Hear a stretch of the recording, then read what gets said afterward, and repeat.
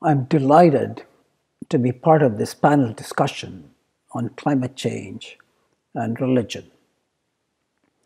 As we all know, climate change has become a crisis.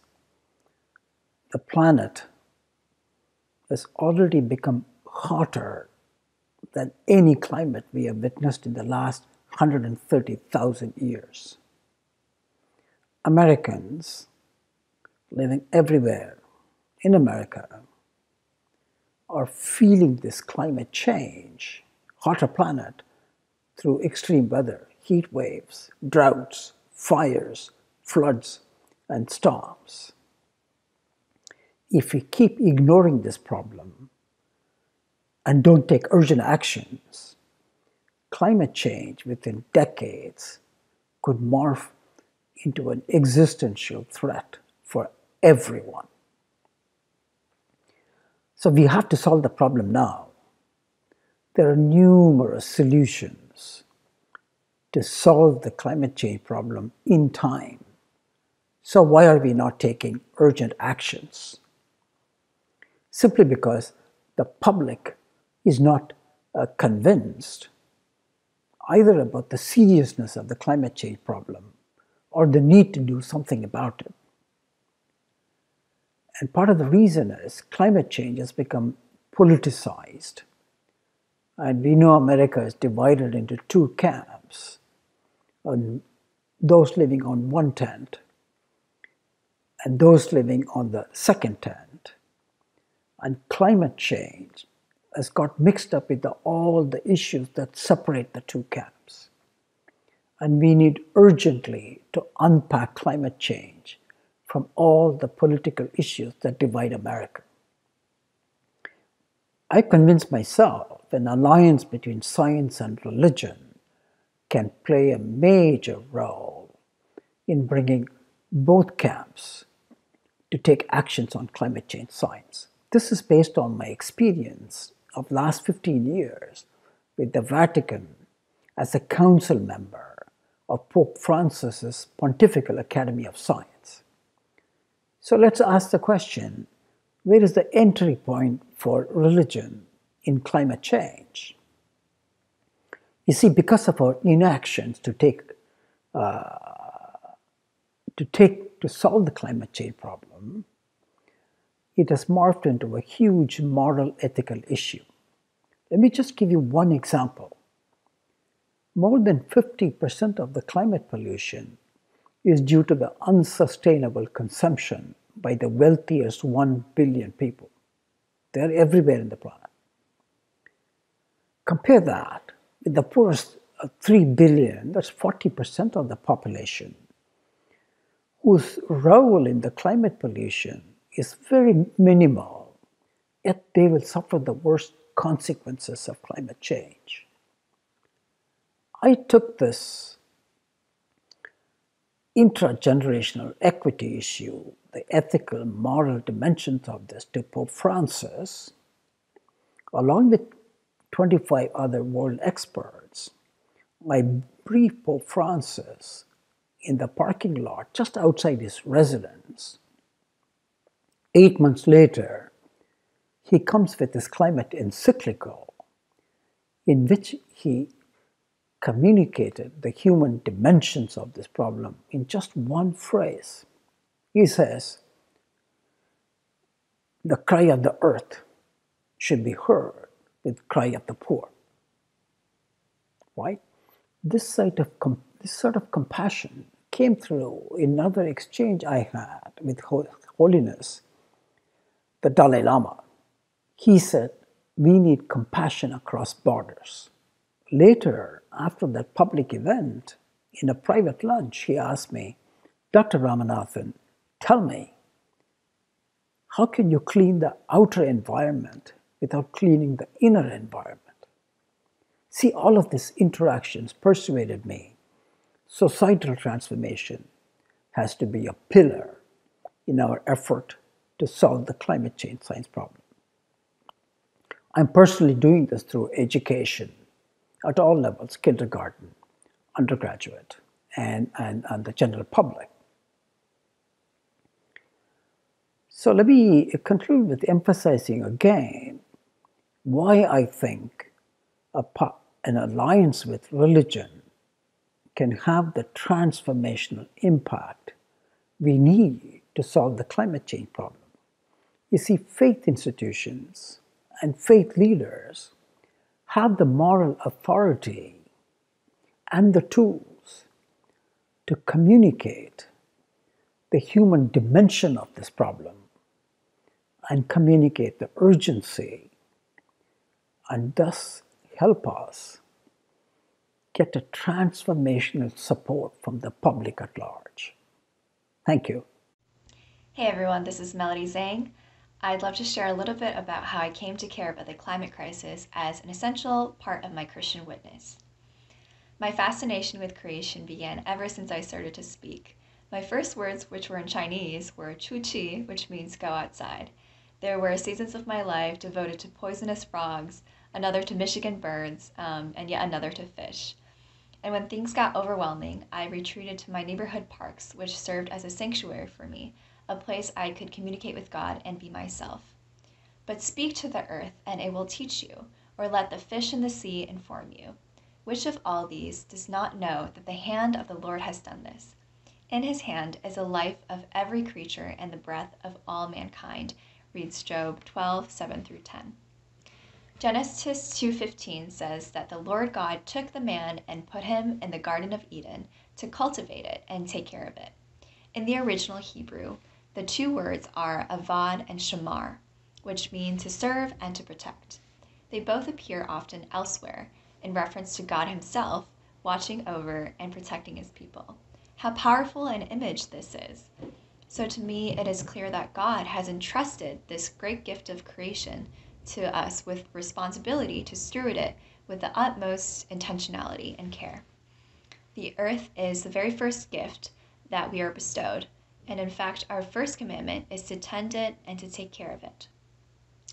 I love people. I can see the Imago Dei, the image of God, uniquely reflected in each person I meet. I believe that Scripture could not be more clear about God's command to love our neighbors as ourselves. When asked what the greatest commandment of all was, Jesus replies, "Love the Lord your God with all your heart, with all your soul, with all your mind, and your strength." The second is this: love your neighbor as yourself.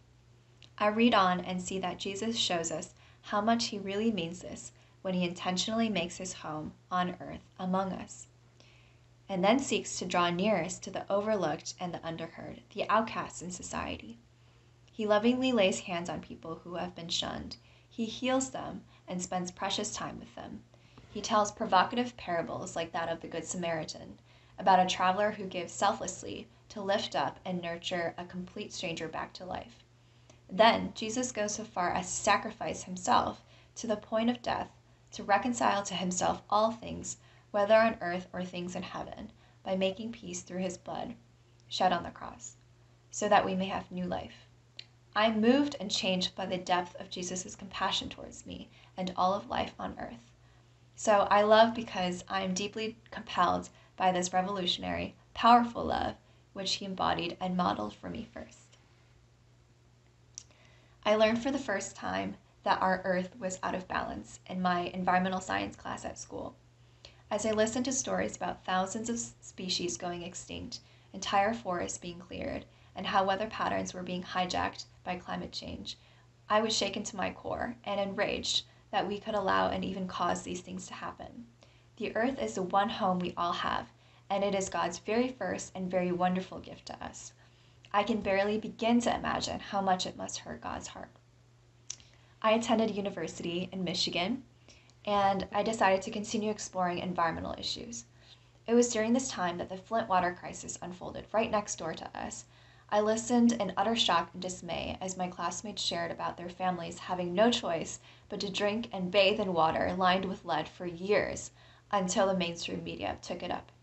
We organized daily water bottle drives to be sent to the people in Flint, launched campaigns to fundraise for a permanent solution to fixing the corrosive water pipes, and reported on these stories.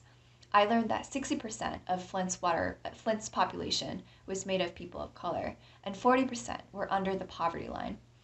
I had heard about environmental issues affecting people negatively, but in this period of my life, I began to understand more fully what environmental injustice and racism look like, played out in real time.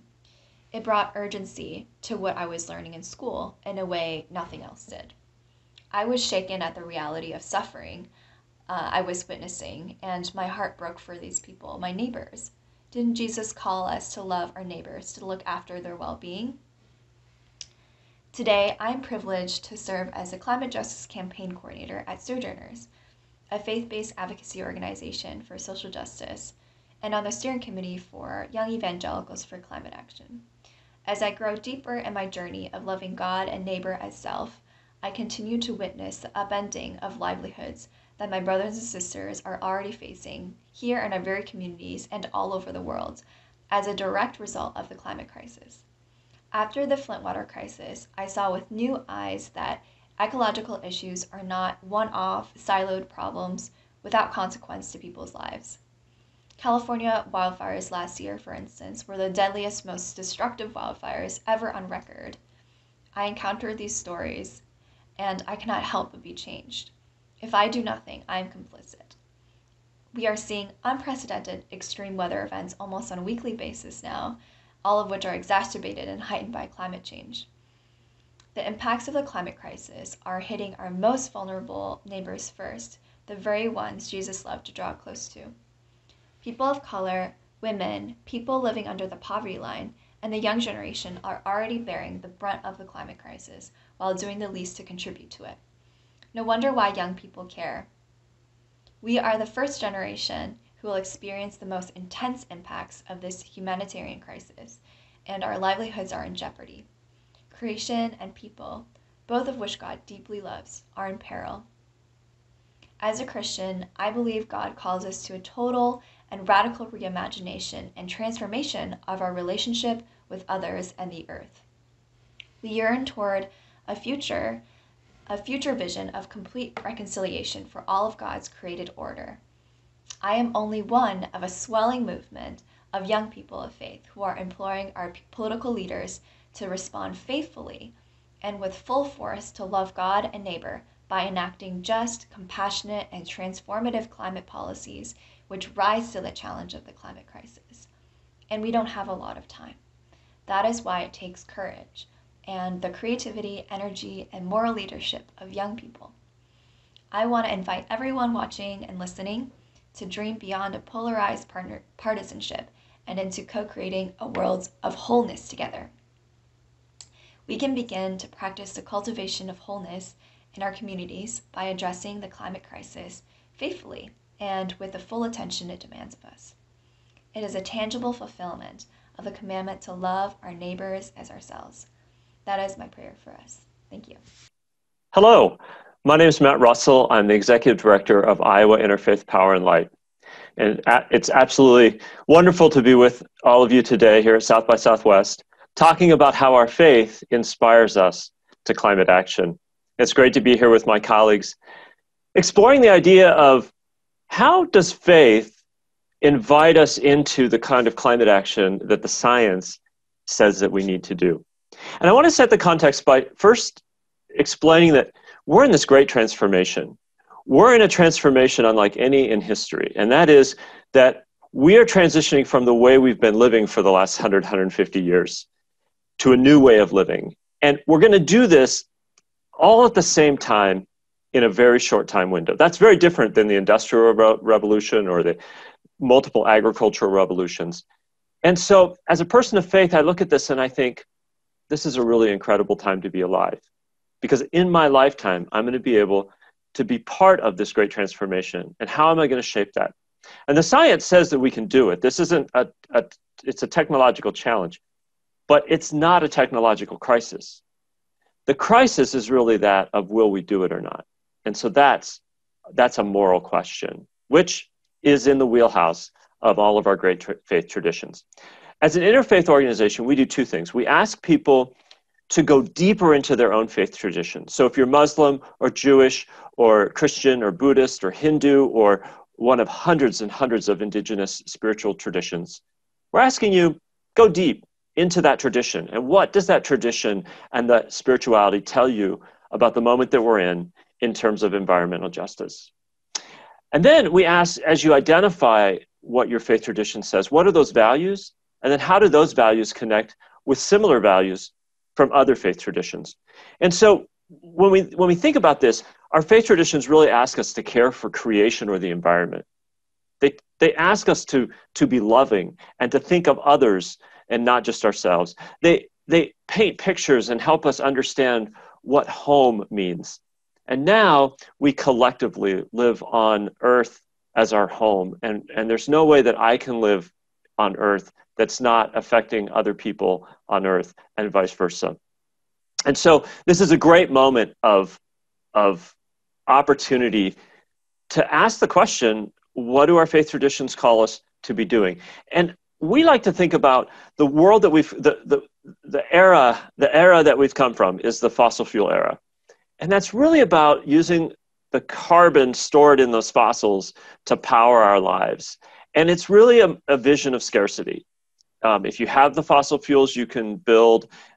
If you are, in terms of agriculture, which I do a lot in agriculture, we have to use that power to force nature to produce the yields that we need. It's really a vision of scarcity. But if we think about the future in the next 20 years, we have to transition into a world of abundance. We have to think about how we partner with creation, with the environment, in order to get to the solutions that we need. We'll never run out of the sun. We'll never run out of the wind. We'll never run out of the incredible power of the cycles of life, which is managing natural systems in order to get to what we need. So moving from this vision of scarcity to abundance, which really is enough, that our universe provides enough for us, 7 billion, 8 billion, 9 billion, to live together on this planet. And so we have to shift from the fossil fuel era of a vision of scarcity into a future of abundance. And we have to do that in the next really 20 years, 25 years. And it's not a technological problem. It's really a moral problem. And that's where our faith and all those incredible values that we share with each other across the faith traditions, that's inviting us to find the solutions and then implement them. And so really, we're in this moment where faith and science are coming together to both tell us that we have to go through this transformation. And when we do, we're going to live in a better world than we live in today. Hi, my name is Catherine Hayhoe. I'm a climate scientist because I'm a Christian. Yes, you heard that right. I was studying astrophysics and was planning on continuing to do so when I serendipitously took a class on climate science. And why that changed the rest of my life is not only because I learned that climate science was the exact same physics that I was taking in my astrophysics classes, but it was because I learned that climate change is a threat multiplier. It affects the poorest, most vulnerable, most marginalized and disadvantaged people most, and that just isn't fair. The reason why I switched fields is because I believe, not in spite of it. Now, I know that too often today people think of science and faith as conflicting. And if we think of scientists and we think of people who identify with a specific faith, we usually picture it something like this. Two circles that only overlap perhaps a tiny little bit, and in the middle you have a unicorn, and if you know me, you might think the unicorn looks like this. Here's the interesting thing though. Elaine Eklund is a sociologist from Rice University who studies scientists. In a survey she did of over 1,700 natural and social scientists at top research universities across the United States, she found that 50% of us identify with a specific religious label. 50%. 70% of us consider ourselves to be spiritual people. In other words, we think there's more to life than what we scientists can see and observe and document and quantify. And perhaps most interestingly, of the 30% who identify as atheist, 20% of those consider themselves to be spiritual atheists. The idea that science and faith are not in conflict is not new. The National Academy of Sciences published this report in 1999. Which states that scientists, like many others, are touched with awe at the order and complexity of nature. Indeed, many scientists are deeply religious. But they went on with what's called the non-overlapping magisteria approach to say that they occupy two separate realms. And indeed they do. But at the same time, that does not mean that they are in competition or that they are two alternate and mutually exclusive systems of belief. When it comes to complex, thorny, difficult issues, and there's no issue more thorny, complex, and difficult than climate change in our world today, I would argue that we need them both. Why do we need the science? Well, first of all, science tells us how we are affecting our world. Science tells us that climate is changing, humans are responsible, and we really have checked. Science also tells us why it matters.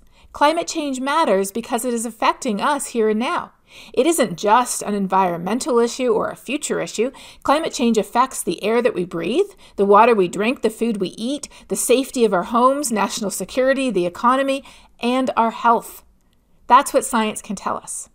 And science can tell us one more thing. It can tell us what the impact of our choices will be. If we continue to burn coal and gas and oil, if we transition quickly to clean sources of energy, if we're more efficient and less wasteful with our resources, science can tell us what the outcome of different choices will be. But here's where our values come in. And for most, not all of us, but for most of us, our values come from our faith. We need our values to tell us what to do about it. Because you could give the same facts to 10 different people and you could come up with 10 different potential solutions, many of which might be accurate or right. Why do those differ? They differ because of our values. And so on climate change, that's why I'm so heartened to hear religious leaders like Pope Francis, the U.S. National Association of Evangelicals, the Archbishop of Canterbury, the Dalai Lama, speaking out about the need to act on climate. There's 80 Muslim leaders who signed the Islamic Declaration on Climate Change. There's over 20,000 young evangelicals for climate action right here in the United States. When it comes to climate action and science, we need everybody and everyone if we're going to have a chance of fixing this thing.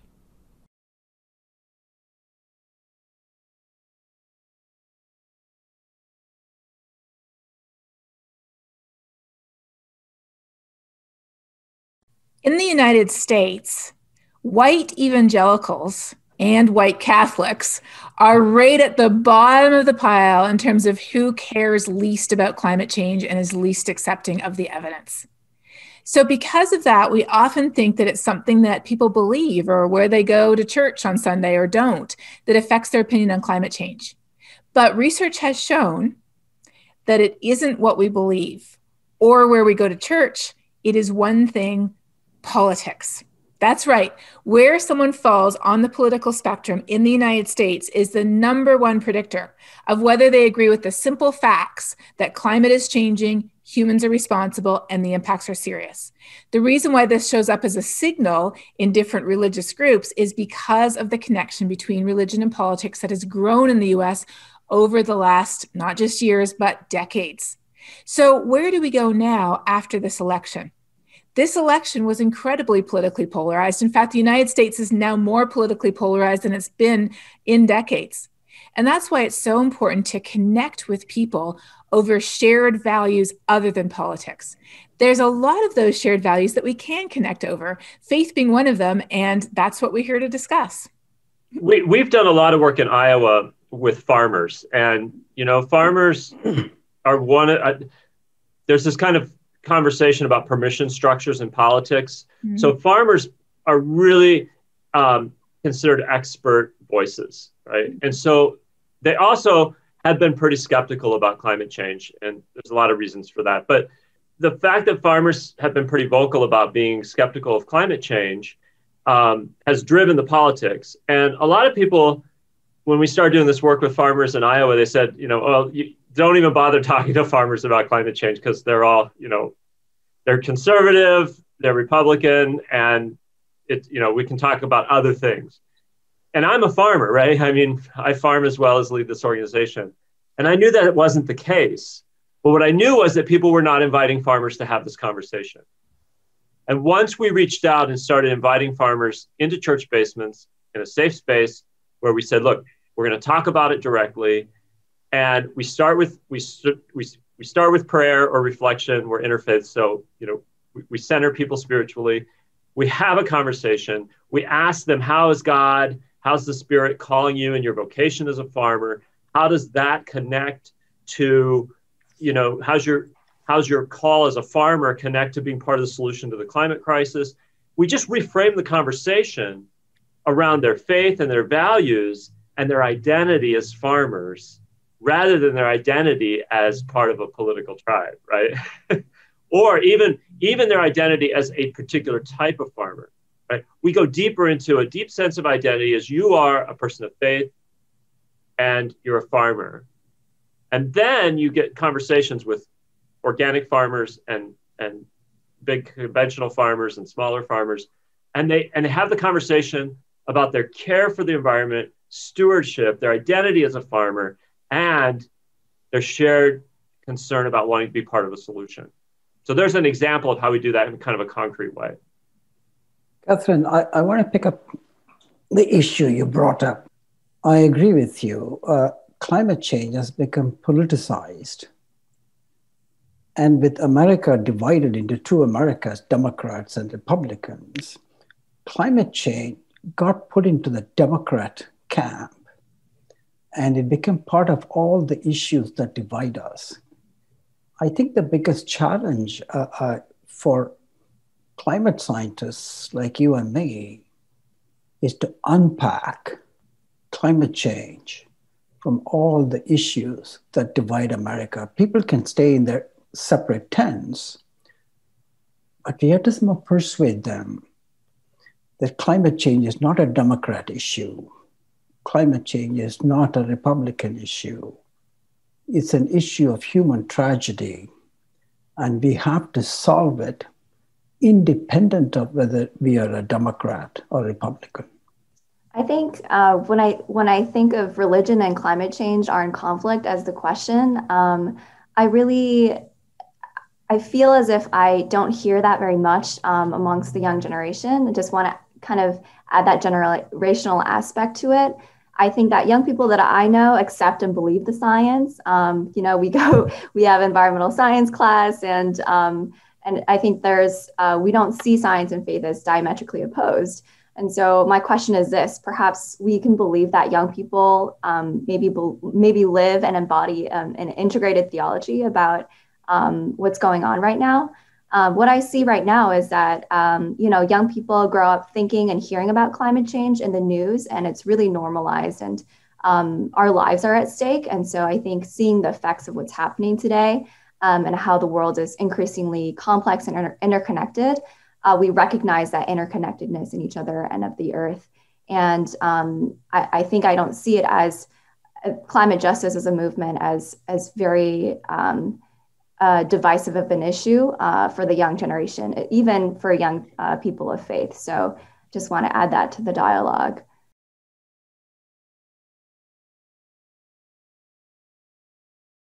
I have been able to not only be able to engage with churches around me on climate change and ecological issues, but also had the privilege to be able to train and equip other young leaders on how to communicate faith and climate change together in their communities. So I think some really helpful things that I've learned with talking about climate change with friends and family and in churches is that it's really important to use depoliticizing language during this time. I like to talk about what's possible together and what's possible to build together in our communities and to co-conspire together to build something new. I like to talk about what we're able to do when we are focusing on something as the end goal and in the process to create beloved community in that space. And I think that's kind of the starting point where I'm telling stories and I'm sharing about what is possible when we act on climate together, whether it be in places of worship or just in my friend community, et cetera. And it's really important, I think, and helpful to talk about common values, right? And in the faith community, it's really, I like to talk about the moral responsibility to care for God's earth, and not just to think of it as in a very abstract and obscure way, but really to start small on a community level. What can we do together as a church or as a small community to act on climate today? And that could be, praying and petitioning for our members of Congress to act compassionately on climate change. Or it can be praying with our feet by going out on the streets and marching together. And often that ends up in a lot of fun and community building and getting to know one another in the process. And I think also using the framework of health, that climate change and climate disasters are affecting people's lives. I want to also touch on how health and framing it in the framework of health is really key. I think about the ways that Jesus was here on earth and was intentionally reaching out to people who were marginalized. And I think about how people who are most affected today are marginalized communities, often people of color and people living under the poverty line, and how lives and bodies are at stake. And so I think about the ways that we are called as a community to care for other people's health, for each other's health, and to love our neighbor as ourselves. So those are some things that I think about when I talk about climate change with my friends and communities and churches. I want to pick up on that issue of health. I think it's one of the most critical message we need to convey. Let me just give you two examples of health effects. The fossil fuels, which is the main culprit for climate change, global warming, also puts out pollution, air pollution, which kills 5.5 million people every year. Okay? And if you just factor in the cost of that alone, it's more than $5 trillion every year is lost. First. Second, there was a major scientific breakthrough 4 years ago when meteorologists, who are normally on the conservative side of as far as linking climate change with weather is concerned, came to the unanimous conclusion that we are witnessing new weather extremes because we have created a new climate. And weather extremes cause tremendous amount of health effects. Over 600,000 died just from fires, floods, droughts, and others in the last 15 years. So now we have sound scientific basis to support what Melody is saying, that we need to talk about the health effects. And the other example I want to give there is if you look at the major environmental laws American government has passed since the 1960s, it's always on health. Air pollution is because of cancer and other health effects. We decided to get rid of the ozone damaging pollutants because it was causing skin cancer. So health is an important topic for the climate scientists like Catherine and myself to pivot to when we talk about this. Several years ago, I was invited to speak at a very conservative Christian college. And the week before I was due to arrive, I got an email that stated that the only solutions that I could possibly talk about to climate change were abortion. And since the college was very pro-life, what was the point of even having me come to talk? So what I decided to do was I threw what I was planning to say in the garbage, and I said, I'm going to give a whole talk on how climate change is a pro-life issue. And if you believe in life, not just from conception to birth, as so many people seem to, but from conception to death, then you should be out at the front of the lines, praying with your feet, as Melody said, and demanding climate action, because fossil fuel use, air pollution, and climate change are global health issues. So anyone who cares about the lives of anyone else on this planet, including themselves, their children, their families, their communities, the poor and the vulnerable and the marginalized right here at home, as well as on the other side of the world, we already care about climate change, even if we don't realize it. It's about 3 years ago to just right now that I interviewed with the board to become the director of Iowa Interfaith Power and Light. And I remember very distinctly, because I prepared for the interview, that I was very adamant to the board. And I said, if you hire me, we are not going to spend one penny. I'm not going to spend 1 minute of my time debating climate change or trying to change anybody's mind, because we're gonna work with those people who are ready to start engaging. And anybody who says, you're just preaching to the choir, I'm like, yeah, that's what choirs do. They sing, and we're gonna sing, right? But so that's kind of like my intuitive. But now that I've been doing this for almost 3 years, I come to understand that a little bit better, a little deeper. And Catherine, I've heard you many times, and you've been really helpful in this as well. And part of it is understanding the dynamic of the whole climate skepticism movement. And when we debate, we're actually responding to what those investments want us to do, right? Because when we start to debate, what we're doing is we're getting into an identity issue, right? So we're debating identity. We're not really talking about the issue. We're debating identity. So identity is really important, right? And so what I've come to understand is that how do I talk to friends? How do I talk to family? How do I encourage faith leaders to talk to their faith community? And that is, and from kind of a monotheistic perspective, but I think it works for broader religions as well. Substitute God for the universe or whatever the spirit. So what I like to say is, who you are is who God needs.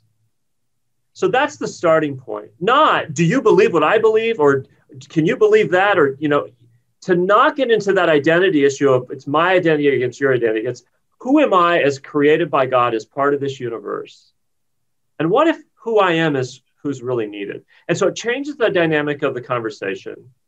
And it becomes then, how am I as who I am part of the solution? Versus how do I join the right team, right? And so we do spend a lot of time talking to people who are ready to act or are on the verge of acting. But what happens when we do that is that we end up inviting more people into the discussion by our example than by winning the debate.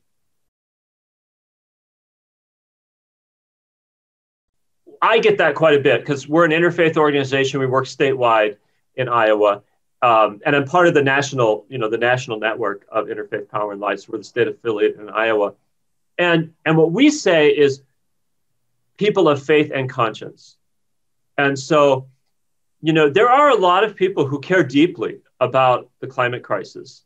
One of our most, adamant major donors, and he's a major donor because he's like completely dedicating his life in the legal profession to advocating for, climate solutions, but adamantly atheist. But the values that motivate him are very similar to the values that motivate me as a Christian, right? His conscience, his sense of values. He doesn't have to belong to a specific faith tradition or even identify himself as a faithful person. But if we share the same values, then we need to figure out how to partner together. We need to create that space so that people can feel part of, who you are is who the world needs, who the universe needs. I may call that God, you may call it something else, but we have now a commonality that we can work together on this. A few years ago, I was heading to one of our big scientific conferences where we all present the results of our research. And that's often where a lot of scientists meet up to talk about things. And so I got an email from a colleague asking if we could meet for lunch, but he didn't specify any particular project he wanted to talk about. So I wasn't quite sure why we were meeting. And so I walked in, and before I had even barely sat down, he leaned across the table to me. He said, "I'm not a Christian, but I care about climate change too." And I was very surprised. I said, "Well, of course, because I assume somebody who has dedicated their life to studying this would care about it." And he went on to say, "I care about it because it disproportionately affects the poorest, most marginalized, most vulnerable people in the world, and it is not fair." He said, "I'm a humanist, and that's why I care about climate change." And so to me, that was not anything that I had ever thought that people didn't care about, but it was a lesson to show that really we only have to be one thing to care about climate change. And that one thing is a human living on planet Earth, and we are all humans living on planet Earth. And so that's why this really is an all-encompassing human issue.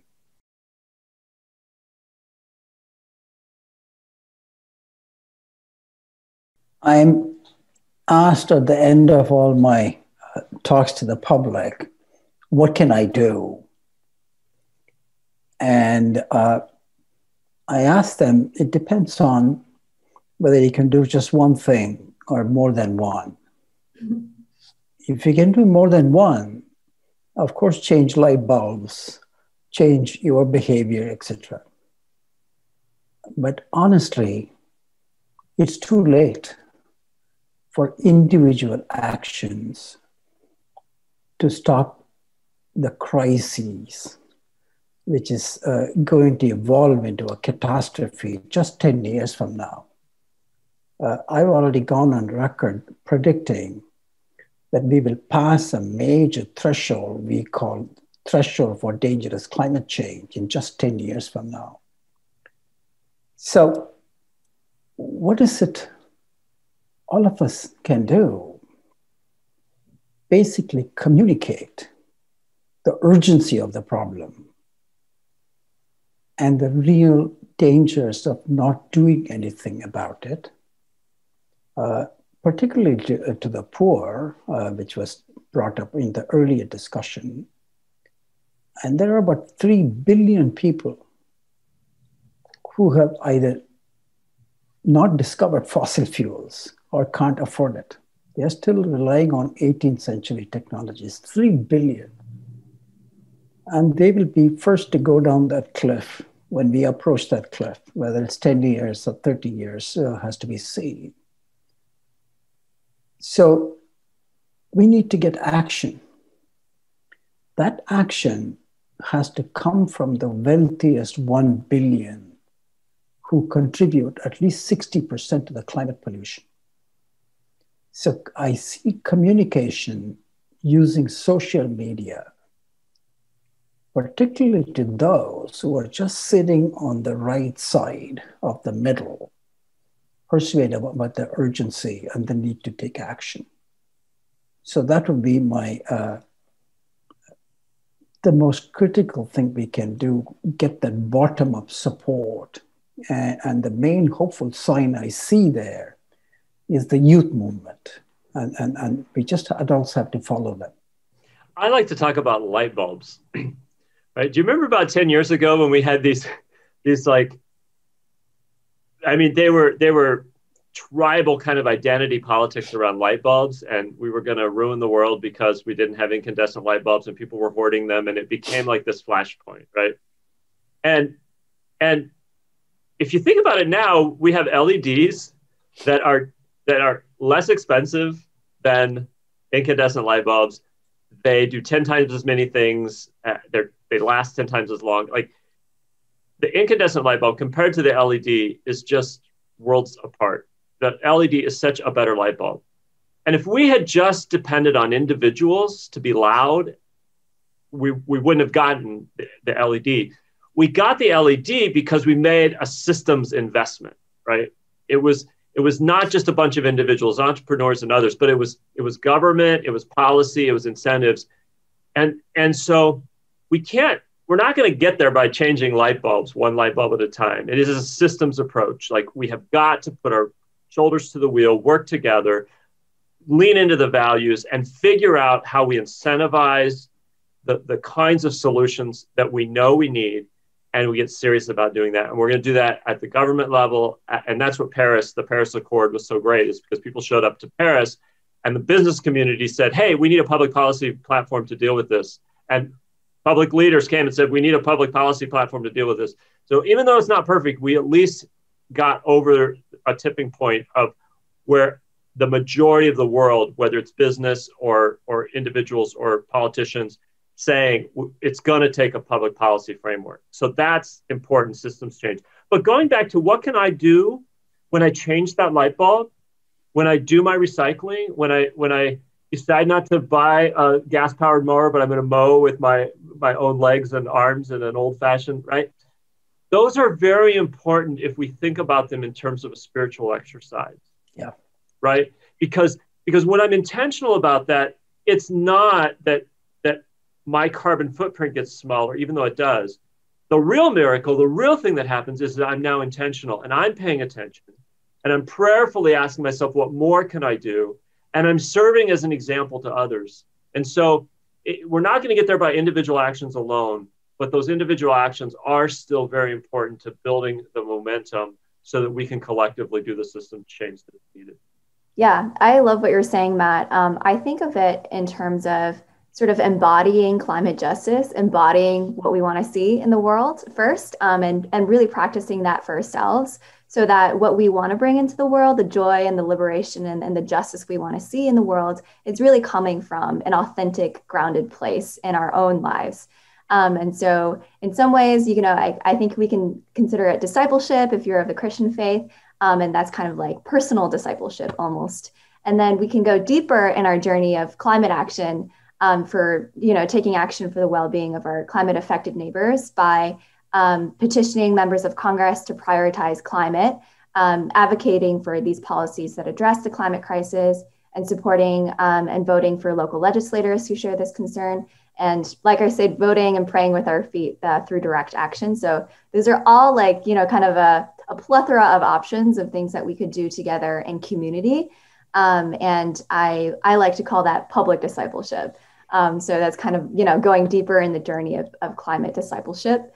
And then I also wanted to add another thing that churches can do is to find people who are affected by climate change, in their communities, or affected by environmental racism or injustice in your own city or community, who are already building solutions on the ground, and to follow their leadership, follow their models of resilience that they're already showing. And so, if churches can be able to build strong partnerships where we're learning and listening and following the leadership of the people who are most affected and most effective, I think that that's a really powerful place to start as churches, because I think change starts from the ground up. And I think it'd be awesome if we were able to be held accountable to folks who are leading on the front lines of climate justice today. So yeah, that's another thing that I'd like to share. To fix this thing, we have to change the world. As Ram said, individual actions at this point aren't enough. But the good news is the world has changed before. Think of 200 years ago, slavery. 100 years ago, or a little bit more, women not being able to vote. 30 years ago, everybody smoking like there was no tomorrow. The world has changed, and how it's changed is not a mystery. It's changed through social contagion, through people, individuals deciding this is not the way things should be. There's a better way to be. And living that out in their own lives, but most of all, sharing that with other people. We all know what contagion looks like these days with coronavirus. We need the good kind of contagion, where we share and spread this through the visual example of how we live, through talking about it, talking about why it matters and what we can do to fix it, through sharing what we've learned with everyone who we know. That is the most important way that each of us as individuals can make a difference. And we know in the past that that is the way that individuals have changed the world.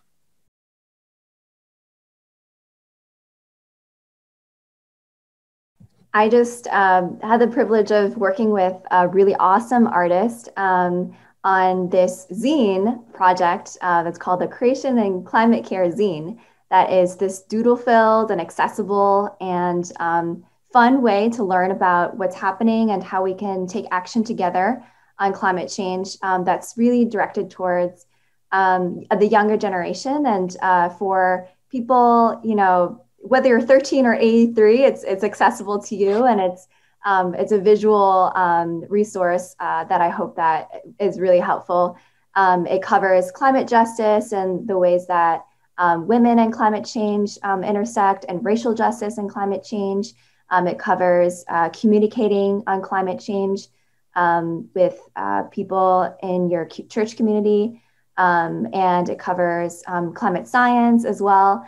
And so my hope really was that to address the fact that I think for many of us, we don't necessarily have a lot of time to research and do a lot of digging and news search on what's going on and to keep up with that. And it also is very overwhelming to do that. And so we wanted to create this resource that was just really easy to dive into and digest, and learn about what we can do together, and all of the spectrum of actions that we can take in our church communities and personally as well. So I love to lift that up and share that with everyone.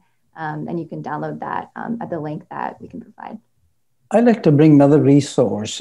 This was created by all 10 campuses of the University of California system. We have created this course called Bending the Curve, Climate Change Solutions. It's one of the very few such climate literacy program which dives into the multidimensional aspects of it, not only the science, but also the human dimensions, things like environmental justice, role of religion, and then also technology and others. So it's taught to all the students in UC campus, and we have created a online version of it. Any public person can enroll. So I'm part of Interfaith Power and Light. We're the Iowa affiliate. I think there's 40 affiliates or about that. So not quite every state has an affiliate, but most states, almost all the states do. So the national network, Interfaith Power and Light, and then your state affiliate is a great resource. I want to lift up Young Evangelicals for Climate Action. Again, a wonderful network. And then Ram, I know you did some work with the Vatican. The Laudato Si is an amazing document. Yes. And so not just for Catholics, but Pope Francis has really written that as a document for the world, our common home. And then lastly, just Google Catherine Hayhoe. I'm probably getting it wrong. It's like Weirding Science and some wonderful videos out there. But you have a new thing too called Women in Science or Mothers in Science? Yes. Or Science Moms. Science Moms. Mm-hmm. Yeah. So just there's some really wonderful resources out there that are really a part of our work, but other things as well. Thank you, Matt. In terms of resources, I would say, first of all, seek out and follow one or more organizations who share your values or your faith and who are concerned about climate change on social media. There are so many organizations that do a fantastic job. They might be on Twitter or Facebook or Instagram, and I'll just name a couple of them. There's Climate Caretakers, there's Tear Fund, there's Arasha, there's the Evangelical Environmental Network, the Catholic Climate Covenant, there's Green Muslims, there's Young Evangelicals for Climate Action. There's almost any group in any range you could possibly imagine. Find them and follow them so you're getting that input. And then if you want more information, if you want a little bit more information, our YouTube series, Global Weirding, gives you that, over 35 short episodes. If you want more information, the Bending the Curve course that Ram talked about is fantastic. You can register for free. You don't have to pay. If you want a class credit, then you can pay. There's so much there at every level. But often we feel overwhelmed, like we don't know where to start. So that's why we started Science Moms, because if anybody's overwhelmed, it's moms. We know that moms do not have time to dig into all the details. And so with that organization, we just aim to curate resources in an easy, accessible way for people who don't have a lot of time. And I'm going to be totally honest with you. We've had quite a few people sign up who are not moms. So there's no proof of children required to sign up for this if you want someone to curate those resources. All of this is out there and available. There's no reason not to. Thank you so much for listening to our panel. I hope that you've had some new ideas and had some new thoughts on how everybody has shared that climate change isn't a niche issue. It's not just an environmentalist issue. It's not just a Democrat or a liberal issue. Climate change is an everyone and an everything issue. And what that means is that you are the perfect person to care. And the most important thing that you can do is share why it matters and what we can all do to fix it with everyone you know.